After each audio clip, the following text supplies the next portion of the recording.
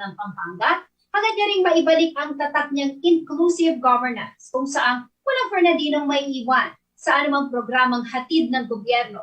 Nabanggit din ng dating alkalde na isa sa mga rason ng kanyang political comeback ay ang pangako niya sa kanyang kaibigan at namayapang Kapampangan business leader na si Ginoong Levy P. Laos na muli niyang bubuksan ang pinto sa pamamagobyerno upang mas marami pang Fernandino ang matulungan. Si Rainiel Pawit ang may report.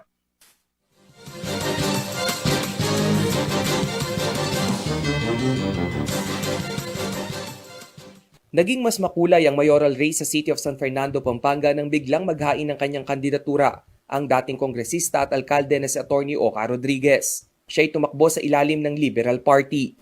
Sakaling muling maluklok, nais buhayin ni Rodriguez ang konsepto ng inclusive governance kung saan walang Fernandino at Fernandina raw ang mapag-iiwanan. Ito'y lalo na sa mga pangunahing serbisyo ng gobyerno sa kalusugan, trabaho at edukasyon. May opportunity akong tumulong, maging epektibo. Malaking bagay rin umano sa pagtakbo ni Rodriguez ay ang maibaba niya ang plataporma ng Lenny Kiko Tandem dito sa Pampanga, partikular na sa siyudad San Fernando. Bilang isang party mate, partidista ako, at gusto kong tulungan talaga ang pagtatagumpay ni Lenny at ni Kiko. Because to me, this is the last opportunity to do that and transform this country into a new beginning. Naging bahagi rin ng pagdedesisyon ni Atty. Rodriguez ay ang binitawan niyang pangako sa kanyang kaibigan at yumaong Kapampangan business leader at countryside development champion na si Ginoong Levy P. Laos. Part of my promise to the late paring Levy Laos, nabubuksan ko ulit ang pinto sa pagsisilbi sa bayan. 1 week after my promise to him, siya ay na-aksidente at namatay. Parang isa sa ikinagaan ng aking kalooban, yung kinulfil ko yung promise ko sa kanya. Hangad ni Rodriguez na magtuloy-tuloy ang pagbangon ng business sector na sadyang nalugmok dahil sa pandemya. Ito ang nakikita niyang susi upang magkaroon ng hanap buhay ang mas maraming Fernandino. Taong 2013 nang matapos ni Rodriguez ang kanyang ikatlong termino bilang alkalde ng CSFP. 4 na termino rin siya sa Kongreso matapos magsilbi bilang provincial administrator. Makaharap niya sa May 2022 election sinaligan ng mga barangay president at Dolores Barangay Captain Vilma Kaluwag, Vice Mayor Jimmy Lazatin, Pampanga 2nd District Board Member Ross V. Henson at Sandy Kiwa. Rainiel Pawid, CLTV News. Sa pagbabalik ng CLTV News, Gun for Hire Group sa Nueva Ecija, binabantayan ng kapulisan bilang paghahanda sa eleksyon. Job din sa Mabalacat, sinalakay ng mga otoridad. 5 suspect arestado. Manatiling nakatutok para sa ibang mga nangungunang balita ngayong araw.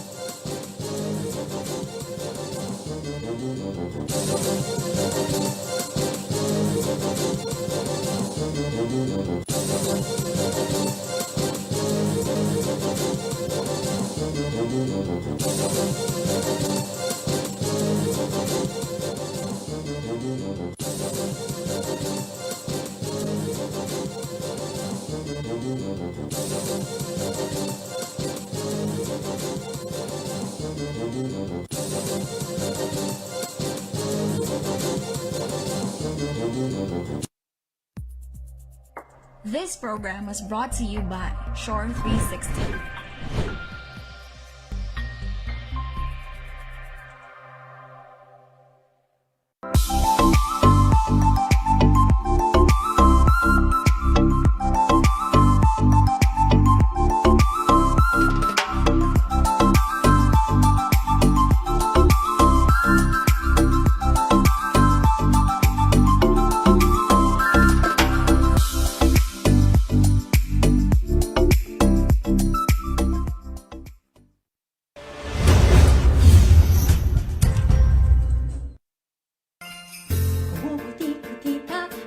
Busi-busila kay gandang tumira sa semena. Wala nang hahanapin pa, kumpleto na dito. Pamaskong handog sa pamilya. Townhouse A, Townhouse B, Townhouse Premier. 20,000 pesos all in down payment. Ready for occupancy. Moving after 7 days from Pag-ibig Loan Takeout.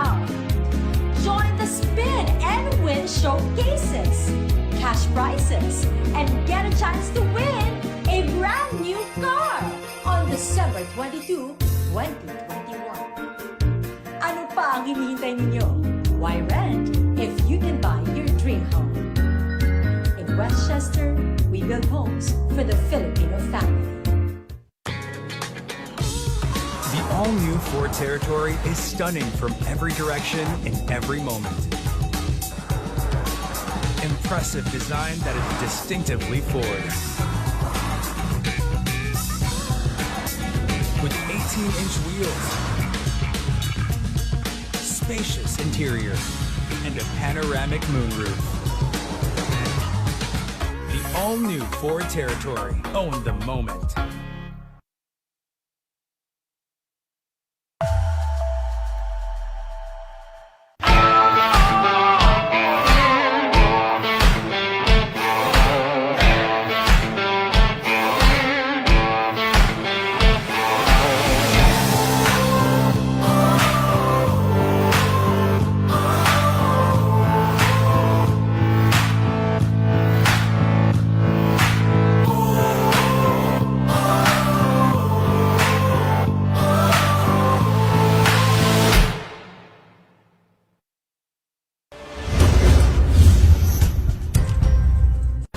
Ang wasto at regular na paghuhugas ng kamay ay ang pinakamabisang paraan para makaiwas sa COVID-19. Sundin lamang ang mga simpleng hakbang. Hugasan ang inyong mga kamay gamit ang sabon at tubig. Kuskusin mabuti ang inyong mga kamay. Magsimula sa palad hanggang sa pagitan ng mga daliri at likod ng kamay. Gawin ito sa loob ng 20 segundo. Panlawang mabuti ang inyong mga kamay at patuyuin ito gamit ang malinis na tuwalya. Laging tandaan, ang tubig ay sandata laban sa COVID-19. Ugaliing maghugas ng kamay sa wastong pamamaraan. Ang paalalang ito ay hatid sa inyo ng Prime Water.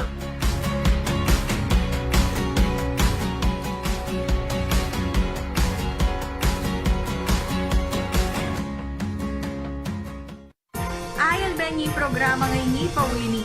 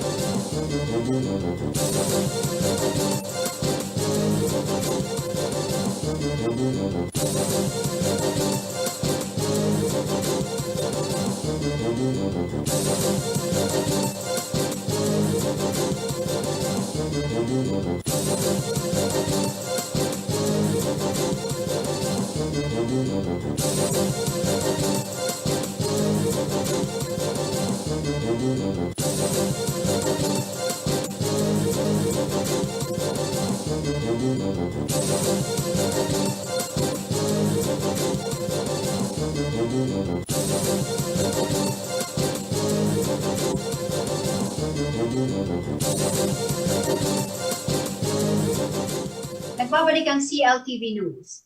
At sa iba pang mga nangungunang balita, bagamat walang existing private armed group sa rehiyon, mahigpit daw ang ginagawang pagbabantay ng Police Regional Office 3 sa mga gun for hire group sa Nueva Ecija. May posibilidad daw kasing magamit ang mga ito sa anumang karahasan na may kinalaman sa nalalapit na eleksyon. Nagbabala naman ang hepe ng PNP Central Luzon sa lahat ng kanyang mga kabaro na maging patas sa lahat ng mga kumakandidato. Narito ang report. Bilang paghahanda sa nalalapit na eleksyon sa May 2022, kabilang daw sa mga binabantayan ngayon ng mga tauhan ng Police Regional Office 3 ang mga gun for hire group sa lalawigan ng Nueva Ecija. Ito ang kinumpirma ni Central Luzon Police Director Police Brigadier General Matthew Bakay sa CLTV News. Ayon kay Bakay, bagamat walang private armed group sa buong rehiyon, batay na rin sa definisyon ng Commission on Election, posible raw magamit ang mga gun for hire group sa Nueva Ecija para sa anumang election-related violence. Kabilang din daw sa kanilang tinitignan ang iyang historical data o ang mga naging sitwasyon sa mga nagdaang eleksyon upang mailagay sa iba't ibang klasifikasyon ng mga bayan at lalawigan sa rehiyon. We will classify based on historical data places of kung saan magkakaroon ng possible violence, scenario of violence because of the elections. And in Region 3, identified naman natin, there are marine parameters, intense political rivalry, presence of potential armed groups, and others. There are about 6 from which i-classify natin sila into areas of concern, areas of immediate concern, and areas of grave concern. So that from there, we will adopt and ang magiging response natin will be based on the classification of the area, municipality, province. Nanawagan din si Bakay sa mga kandidato na panatilihing payapa ang darating na national and local elections. Mga kandidato, let us of course always observe restraint. Let the people exercise the right of suffrage free from any harm, free from violence, and which is of course the very basic essence of democracy. Bukod dito, nakiusap din ang hepe ng kapulisan sa Gitnang Luzon sa kanyang mga kabaro na iwasang makisangkot sa anumang political affiliations at maging patas ang pagtrato sa lahat ng mga kumakandidato at partido. Of course, let me address myself first with all the men and women of Police Regional Office 3. Nabigyan ko nila sila ng direction to remain apolitical, neutral. We should hindi tayo pwedeng kumiling sa isang particular candidate.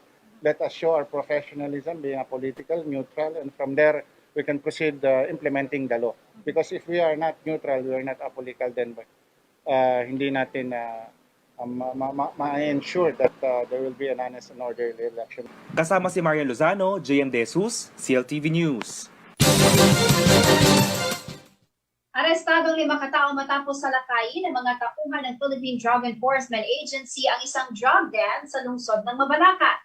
Nakumpiska mula sa mga sospek ang hinihinalang shabu na nagkakahalaga ng halos 100,000 piso. Narito po ang report.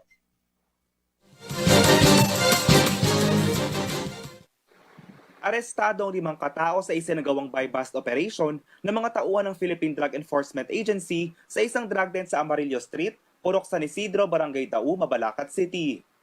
Kinilala ang mga ito na sina Cherry Ilustre, 21 taong gulang, Shani De La Cruz, 18 taong gulang, Vergel Yumul, 31 taong gulang, Eduardo Yumul, 64 na taong gulang, at Ramon Yumul na 73 taong gulang. Nakumpiska naman sa mga ito ang 6 na pakete na naglalaman ng hinihinalang shabu na may timbang na 15 gramo. Tinatayang nasa aabot na 77,500 piso ang halaga nito.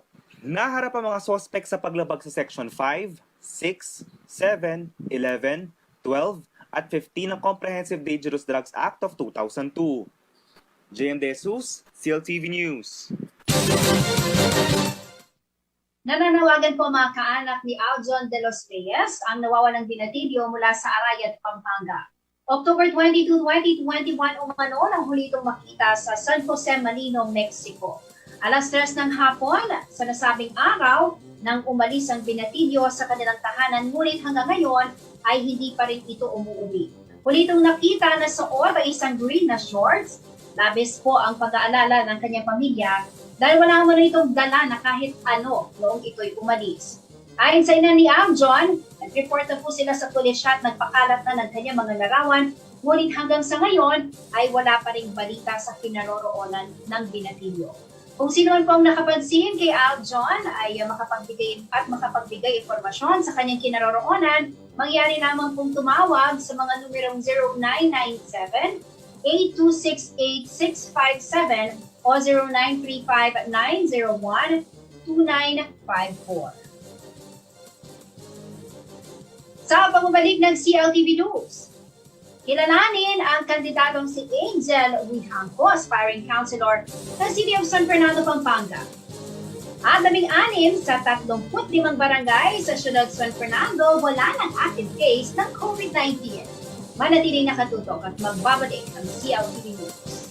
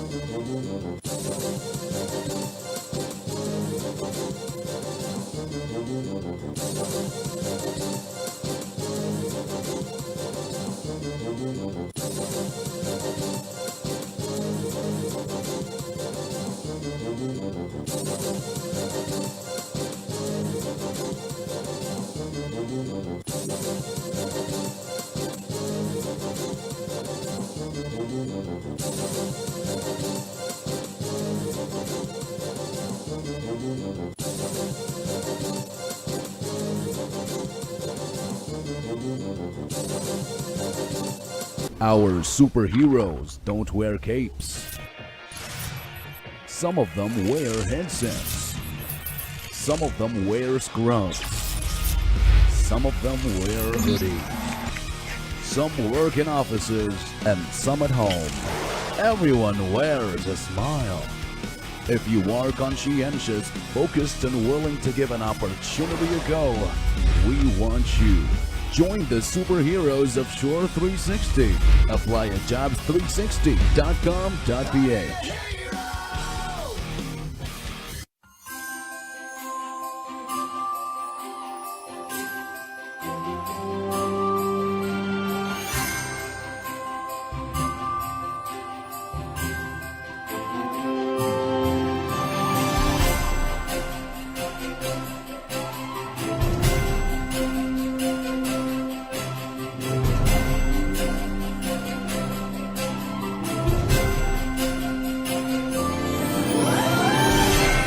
Pagplano ng pamilya, hawak ko sa iyong kamay. Kaya pumili na. Hindi na ako matatakot,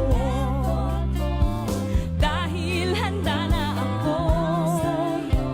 Hindi na ako kabado, anuman ang marating, sa tulong ng family planning. Alam kong kaya ko,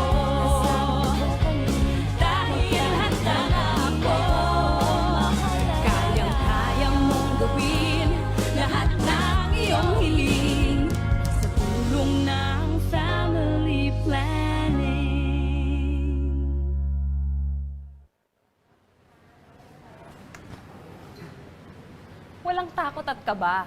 Pag may plano, protektado.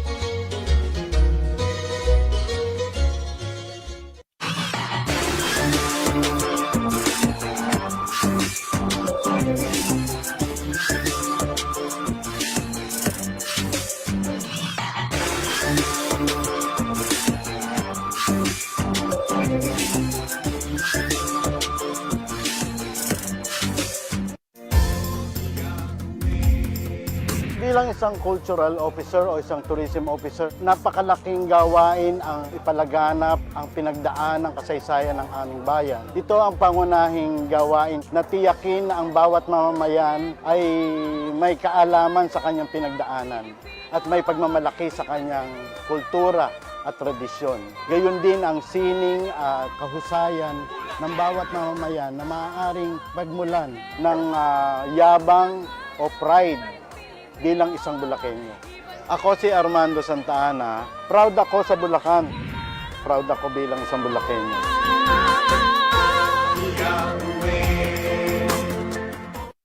Ayon ba niyo programa ngayon ni Pawini?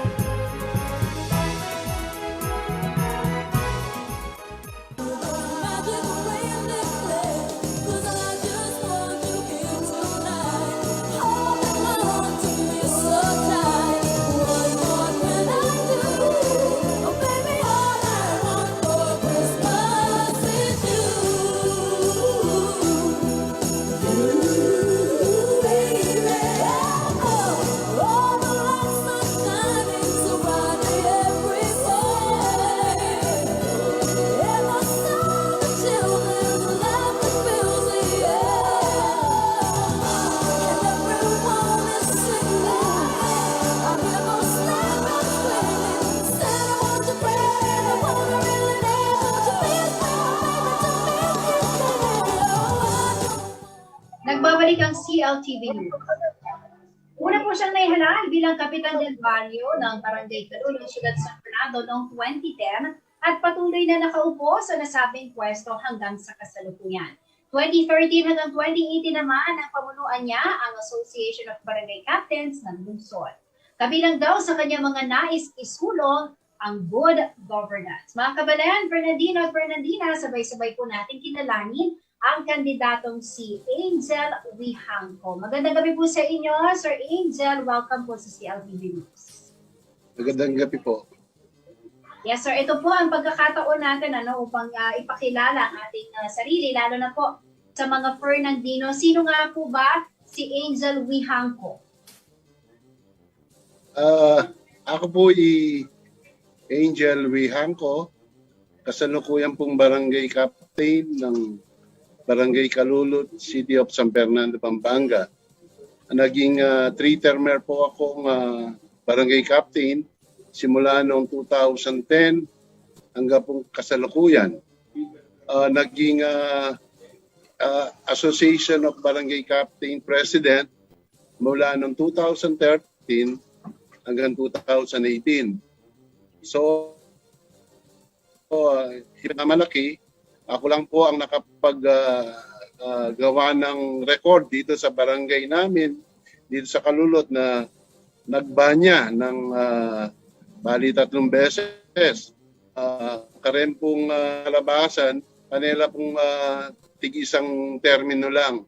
Pero ako, siguro dahil sa magandang pamamalakad ko dito sa aming barangay, so binigyan po ako ng pagkakataon makapag-servisyo ng halos humigit na sa 11 taon na. Mm-hmm.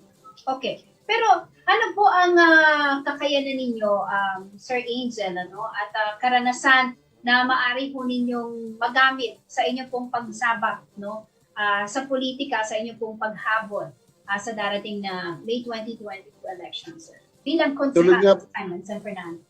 Yes, ma'am. Tulad nga po ng nasabi ko, ang mga experience ko nga itong pagiging 3-termer na barangay captains ko. So ito, gawa ko pong experience ko Kenny. Bali naman po dito sa bilang barangay captains. Ang barangay captains ay siya ang judiciary, executive, tsaka legislative. So yung experience ko pong yun, palagay ko madadala ka po sa konseho para makatulong sa mga constituent natin dito sa Ciudad Mano. At my record will shows na dito sa pamamalakad ko sa Barangay Calulod, siya po magsasalita, yung record ko. Palagay ko po, lalo na advocacy ko po, yung no to graft and corruption. Dito po sa barangay namin, isa po yun sa pinagmamalaki kong kakayaan ko na inalis ko yung malinis po. Katulad po ng yung malinis, tapat at maputing pamanungkulan kini pong barangay mi. Pero nano po, Sir Angel, ing maging palamupik, peka turning point yun po, banta, magdesisyon kayo pong tagal this time, mas malawak yun po, ing kaya kayong pag-obra, ing kaya kayong pagservisyon, nung sakaling manyabot kayo po bilang councilor, na ano po ing rason at may desisyon tamo pong tagal bilang konsihal kay Ciudad San Fernando? Actually po, 2013 po, agad na ako pong manungkulan o tagal bilang konsihal o konsilor ng Ciudad San Fernando. Oning game po sa aking palagay, hindi pa ako ready na maging konsyal ng Ciudad San Fernando dahil sa experience ko po na 3 taon pa lang ako, yung 2013 tapos 2016 niyayaan na rin ako, pero sa palagi ko po ngayon, kumbaga malulot na ako po para magkonsyal kaya ti Ciudad San Fernando. Ako din po 11 years na ako po, kailangan siguro para nakapag-servisyo na kaining barangay mi, siguro ngayon bisa na akong mag-servisyo kaining kabilugan kaining Ciudad San Fernando. Nano mo po, Sir Angel, kakakit yung pong problema kay San Fernando na palagayo po, oras lukluk kayo, nung manyambot kayo po, kita kakakit yung pong kailangang legislative solution kay San Fernando. Actually po, kaining karen naman na imperious naman karening may kulang tamo kay milabasan. Masalensya naman po. Ito mo pinay kay ating sigurong pamagkulang, nanano pa ta. So, ya pong puri kong punuan ito, kalupan na po. Karen pong senior citizen, siguro, dagdagan tala pa benepisyo. Yung pong lalo ng COVID-19, may ating tapong COVID, nakala may kaing indening obra, merita. So, bilang experience po, kamanungkulan ng po bilang sabi ko po kaya kayo na successful po pong businessman.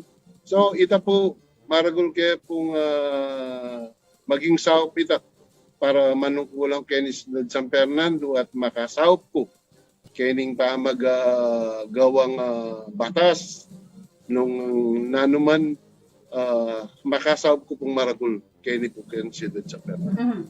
Ini po, siguro, this is your chance, sir, no, para po iparating sa mga Fernandinos kung ano po ba yung mga plataforma ninyo, yung malinaw na plano po ninyo para po sa mga Fernandino. Ito po ang pagkakataon nyo, sir. What will be your priority programs para po sa mga Fernandinos? Sa priority program ko po, muna ito pong number 1, taping no to graft and corruption. Pangatlo po, ito pong pamanungkulan, kailangan maging tapat ka, maging honest ka, you must be fair. O atang manungkulan ka, kailangan na palta naman po yung pamanungkulan na perfect. Pero po, kaluguran nyo po bisang tagal at nung may sumambot ya, ay sanda po, den Fernandino. Maka ita po nga agawa ko kay ni barangay mi, siguro metong kay hagamit na experience ko. Kaluban natin po, in servisyo, ike po kay ning bilang konsyal o konsilor kay San Fernando, ike po gagawa kay pong batas. So, kaya kareta pong batas sa reta, siguro kailangan maging fair ka, maging honest ka. Yung nanuman dapat kailangan na ng Ciudad San Fernando. Asahan niya po ini pong bisang tagal na Angel Wihangko ay sa niya po kung na naman yung kailangan kay Ciudad San Fernando. Sir, balikan tayo mo po, banta po, abalo da rin din Fernandino sing maging achievement yun, king barangay level. Nanula mo po rin sabi yung legacy yun, kasi may katlo kayo pong termino na bilang barangay captain, king Kalulot. Nanula po rin legacy yun, king kaya kayong barangay, kaya kilog na po niya itong termino pamanungkulan yun. So, yung legacy po, muna ay tayo po kaning yung pong barangay Kalulot. Dati, yung baluda, makanyan ka-progresibo. Kaya pong ligligan parol, kaya pong yak po menimunang yak pang barangay captain kaya ni Kalulot na Mikiabe from 2011 up to the present. Kaya ni pong karin pong kay Mikening constituent mi ating kaya pong mami kaya pong financial assistance karin masakit karin burial assistance ating kaya pa pong financial assistance karin mag-aral karin college at the same time karin grade 10 to grade 12. So, metong nga mo po ito. Mapinala mo po. Anya po yung pong Angel Bianco, ita pong paninap na sana yung Ciudad San Fernando lalo yung pumiulad. Although balo po naman yung Ciudad San Fernando maulad na. Pero siguro po, nung asaw pa niya po yung Angel Bianco, lalo yan po siguro makasaw pa pong Marcol. Kaya pamamalakad kayo ng Ciudad San Fernando uling yung kalupan natin po nga sabi ko yung pamamalakad ko kayo ni Kalulot siguro ako tang din makanano kung may malakad itapin to pera ang po pang honest ko at the same time talaga pong advocacy ko itang no graft corruption. Okay. How do you plan to campaign yourself, sir? Kasi po rin kayong kalaban, batika na lang naman po kung aliwa, may babalik lang naman at Silvino, dati King San Fernando. Nano po yung preparation na gagawan niyo for this coming May 2022 election? So, yung preparation, siyempre kailangan na biyasa kang makisabi, biyasa kang ang po pa itang pamanyaop mo, nung makanano kumanyaop kening barangay mi, makanyan mo na po siguro yung gawan ko, watang may po kening katungkulan, at the same time po, ining pamanungkulan ko naman, halos nung nga rin, miyariwaya mo, hindi kami, bilang barangay captain, itapin na legislative, judicial, po pa po, hindi kaming executive. Pero okay ni, pamang batas, kami naman, makakay kami. Kaya mamalo ko naman karing maging, nung sakasakaling mipok ko, kami naman miyabe-yabe, ala naman siguro maging problema. Ulihin kami, metong iya mo naman yung paninap mi, na ing San Fernando, lalo yung maging maulad, at Tangalande, lalo din Tangalan, kaya buong Pampanga, at the same time, kaya buong Philippines. So meaning, ready na kayo po king challenge kasi eta naman po ala ko kay karing manungkulan karing manyan po sugela po mi ka partido rin medyo magkaroon pong problema pero since this will be your first time sir kung papalarin po kayo na maupo at manilbihan bilang councilor ng San Fernando, you are ready for this sir. Handa po kayo makipagtrabaho sa mga mananalo para sa may 2022 elections, kaalyado yun naman po o ali? Kami naman po kasi iking karenin tatagala katunggali ko. Ang papakangabi akong tatagal kay kining konseho. Mikikilala na rin po may kakaluguran. Kung itamupin po, uling pinala rin tatagal tahong mayor, naman po mga nakuha Pero may kakaluguran kaya po, may kikilala at may kempamana ko naman may kakasundo na kayo man. At ang po pang Itapin na kilala ko man. At ako, halos kalaguran ko lang. Itamupin na di pa tiyempo, aliwa kami mong partido. Pero karos na po kayong kapakananan ng balen, maging metong kami mo po. Yan kaya palagi ako makanyang lamnan ding katunggali kong po karing kaya din. Alright, good luck po sa inyo, sir. Maraming salamat po. At least ang mga Fernandinos, nagkaroon na po sila ng ideya, no, kahit konting impormasyon kung sino po ba si Angel Wihangco at ano po, no, ang maaari po ninyong i-offer sa mga Fernandinos. Anyway, maraming salamat po sa inyo, sir, at good luck po sa inyong kandidatura. Thank you po, ma'am. Maraming po salamat sa pagbibigay niyo ng panahon dito sa pag-interview sa akin. Malaki pong malaki pong sa aking bilang paghabol dito sa siyudad ng San Fernando. Malaki pong tulong itong interview niyo sa akin para lalo po ako makilala ng mga Fernandino. You're very much welcome, sir. Again, Maraming good luck po salamat. sa inyong kandidatura. Thank you very po, much. Ma'am, thank you very much. Thank you. Mga karehiyon, si Angel Wihangco, aspiring city councilor po ng San Fernando. Dumako po tayo sa ibang balita. Wala na aktibong kaso ng COVID-19 ang 16 sa 35 barangay sa siyudad San Fernando, Pampanga. Pero paalala po ng mga health official, hindi ito nangangahulugan na tapos na ang pandemya at pwede nang magpabaya ang mga Fernandino at Fernandina. Kung di raw susunod sa health and safety protocols, posibleng maramdaman po muli ang pagdami ng mga kaso sa unang linggo ng Disyembre. Narito ang detalye ng balitan niya.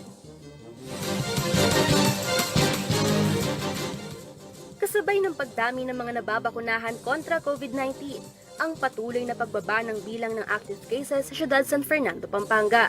Nakita ang pagbaba sa datos ng infection noong nakaraang buwan at sa unang 2 linggo ng Nobyembre. Ayon kay Dr. Carlos Mercado, City Health Officer in Charge, bumaba ang COVID-19 cases sa pangkalahatan. Kung dati ay double digits ang new cases, ngayon, nasa 5 hanggang 6 na lang ang average ng bagong kaso sa nakalipas sa 2 linggo.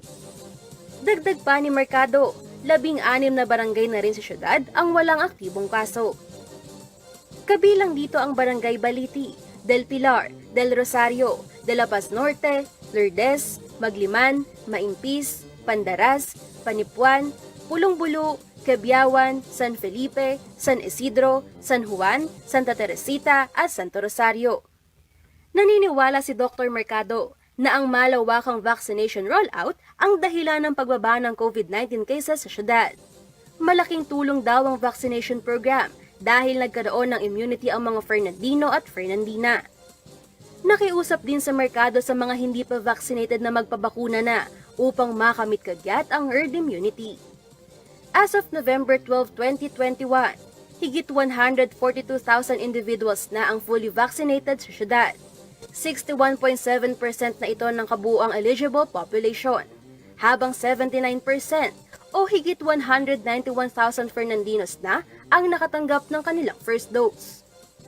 Target daw ng CHO na mabigyan ng first dose ang 100% ng vaccine-eligible population bago matapos ang taon. Habang patuloy ang pagbaba ng kaso ng COVID-19 sa syudad, hinimok pa rin ng Mercado ang publiko na sumunod sa minimum health standards upang maiwasan ang virus transmission lalo na sa mga batang hindi pa bakunado. Dagdag pa niya, patuloy ang kanilang pagmamonitor, lalo pat nagkakaroon na ng pagluwag sa restrictions ang national government. Posible raw dumoble muli ang bilang ng mga naitatalang bagong kaso sa unang linggo ng Disyembre dahil dito. Nananawagan din si Mercado sa mga magulang na iwasang dalhin sa mga matataong lugar at enclosed spaces gaya ng malls ang mga bata. Kung magtutungo naman sa mga parke at iba pang open spaces, tiyakin na laging nakasuot ng tama ang kanilang face mask. Dapat daw isipin na hindi pa bakunado ang mga bata at maaari pa ring mahawa ng COVID sa kanilang paglabas-labas. Samantala, as of November 18, 52 na aktibong kaso ng COVID-19 ang binabantayan sa siyudad San Fernando. Higit 10,000 ang mga gumaling na, habang 324 naman ang bilang ng mga nasawi. Angelica Cara, CLTV News. sa pagbabalik ng CLTV News. Publiko hinikayat na mag-invest sa retail treasury bonds ng Bureau of Treasury. Natiling nakatutok at magbabalik ang CLTV News.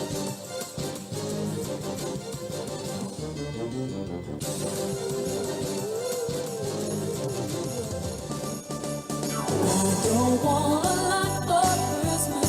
There is just one thing I need. Don't care about the presents underneath the Christmas tree. I don't need to hang my stocking there above the fireplace. Santa Claus will make me happy with a toy on Christmas Day. I just want you for my own, more than you could ever know. Make my wish come true. All I want for Christmas is you. You, baby. Oh, I don't ask for much this Christmas. This program was brought to you by Shore 360.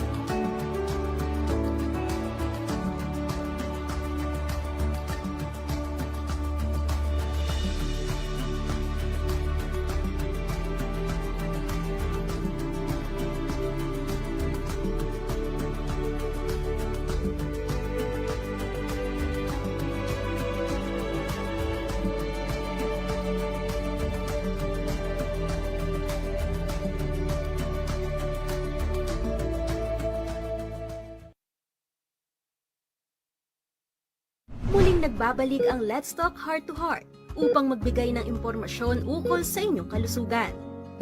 Pag-uusapan na natin ang mga simptomas. Ang pinakamadalas ay kirot sa dibdib. Ito ay maaaring pamimigat o paninikip. Ang tawag namin dito ay angina. Dagdagan ang inyong kaalaman sa tulong ng health experts mula sa Philippine Heart Association Central Luzon. Let's Talk Heart to Heart, tuwing Sabado, alas 8 ng gabi. Dito lamang sa CLTV.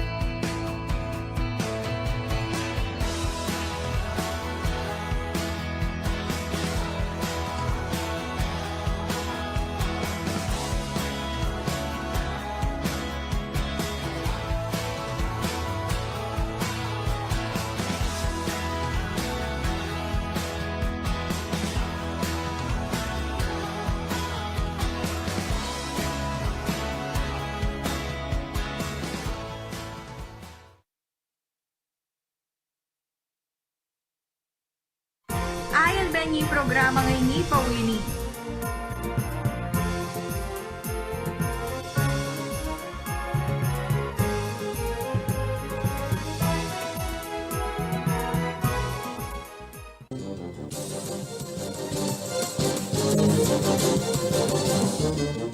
Nagbabalik po ang CLTV News. At sa iba pang mga nangungunang balita, Karahiyon, nagpaplano ka na ba kung saan mo dadalhin ang bonus o 13-month pay mo ngayong Pasko? Maaari niyo pong subukan mag-invest sa Retail Treasury Bond o RTB26 ng Bureau of Treasury. Tiyak nakikita ka na, makatutulong ka pa sa pagpapalago ng ekonomiya. Ano nga ba ang RTB26? Ating pong alamin sa report ni William Pau.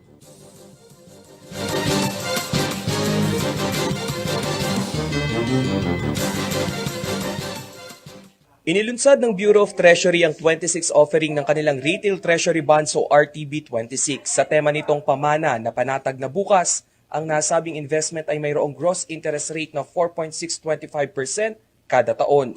Safe at low risk din ang investment ito dahil may backing ng national government. Sa minimum investment na 5,000 pesos, kikita ka na matutulungan mo pang lumago ang ekonomiya ng bansa. RTB is the gift that keeps on giving. Not only with the higher returns than conventional time deposits, but meron din pong psyche income since every peso investment goes a long way in supporting our economic recovery from the pandemic, creating jobs, and implementing livelihood programs. Ang iikot na pera ay mapupunta para suportahan ang mga sektor na naapektuhan ng COVID-19 pandemic, infrastructure projects at refinancing ng mga existing debts. Retail participation has steadily increased over the years, with the latest figures showing that individual investors hold 46% of outstanding corporate bonds in the Philippines. These figures are promising as they show that more and more Filipinos are getting into the habit of investing and becoming more financially savvy. Maaaring mag-invest sa Development Bank of the Philippines, Land Bank of the Philippines, BDO Capital and Investment Corporation, BPI Capital Corporation, China Bank Capital Corporation, First Metro Investment Corporation, PNB Capital at Investment Corporation, and Union Bank of the Philippines. Maaari ring bisitahin ang RTB website. Sa OF Bank kung ikaw naman ay isang overseas Filipino worker o hindi naman kayo dumiretso sa bonds.ph app. Upang magkaroon ng mas maraming kaalaman tungkol sa RTB26, maaari kayong makibahagi sa kanilang virtual roadshows. Bisitahin lamang ang kanilang official Facebook page na Treasury PH. Rainiel Pawid, CLTV News. Alamin na po natin ang magiging lagay ng panahon bukas mula kay Ginoong Manny Esguera, ang Chief Weather Forecaster ng Pag-asa Florida.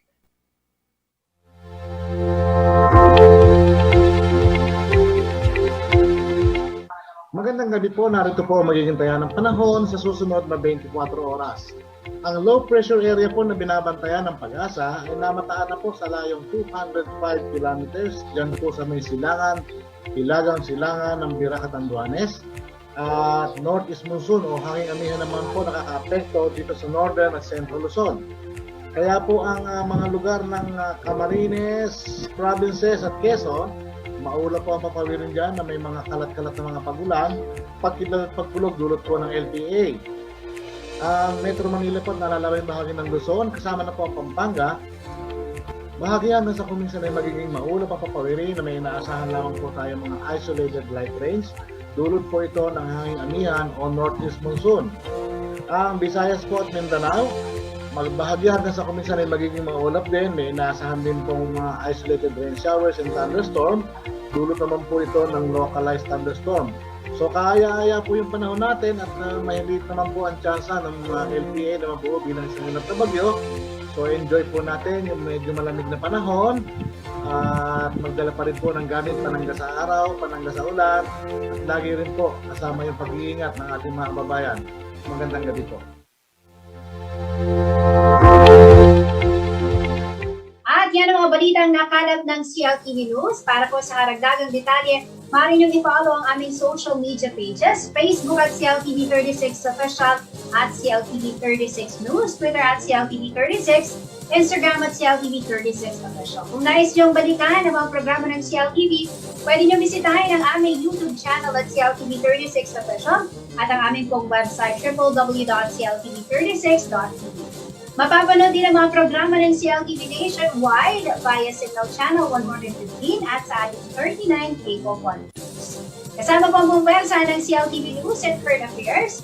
Ako po si Jennifer Salenga. Maraming salamat po. Mga kalahiyon, 36 days na lamang po at Pasko na.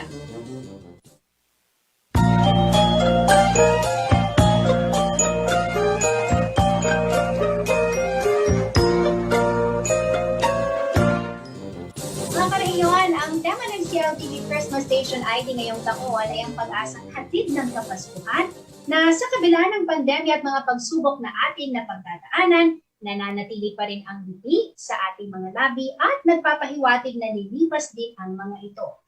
Nais po namin ihandog ang Christmas Station ID na ito sa inyo dahil kayo po ang tala ng aming Pasko.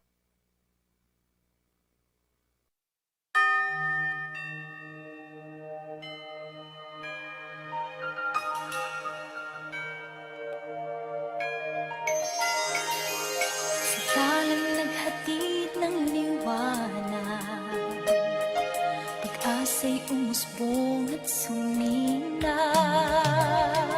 Balitang naghatid ng malayang isip, sa ating nagpakilos, nagpatinag.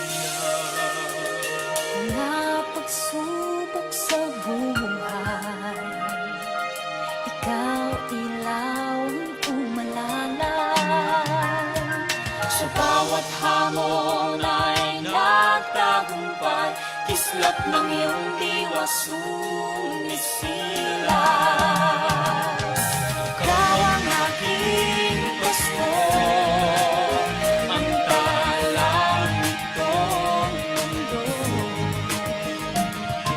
Liwanag sa bawat tahanan, tunay na atin ito. Ikaw ang aking Pasko, ang talang nitong mundo.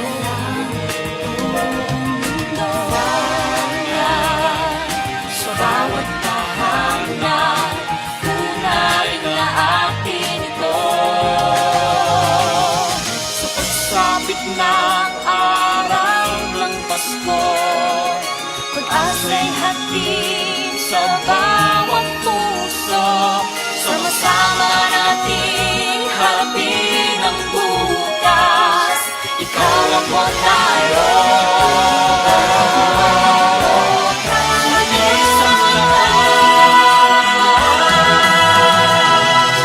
Ikaw ang ating Pasko, ang talang nitong mundo.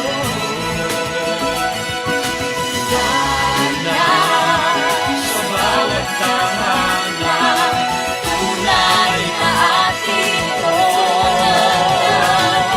Ikaw ang aking Pasko, ang talang nitong mundo.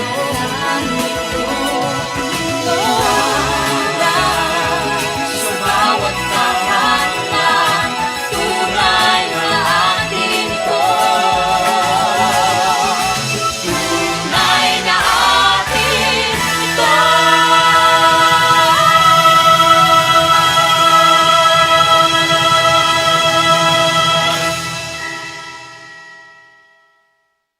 Ngayong Pasko at bagong taon sa taong 2021, mapuno sana tayo ng pag-asa sa kabila ng pandemya.